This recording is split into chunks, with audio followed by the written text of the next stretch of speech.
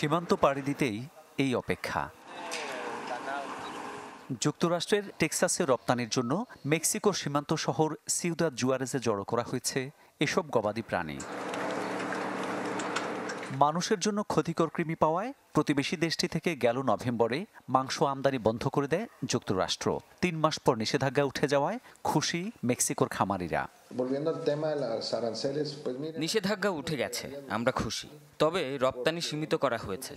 আমরা যুক্তরাষ্ট্রের কর্তৃপক্ষকে গরু রপ্তানির সংখ্যা বাড়ানোর অনুরোধ করেছি। আশা করছি ইতিবাচক সাড়া পাব। তবে এক বাধা পেরুলেও সামনে এসেছে আরেক দেয়াল। রপ্তানিকারকদের নতুন দুশ্চিন্তায় ফেলছে ট্রাম্প প্রশাসনের 25% শুল্ক আরোপ।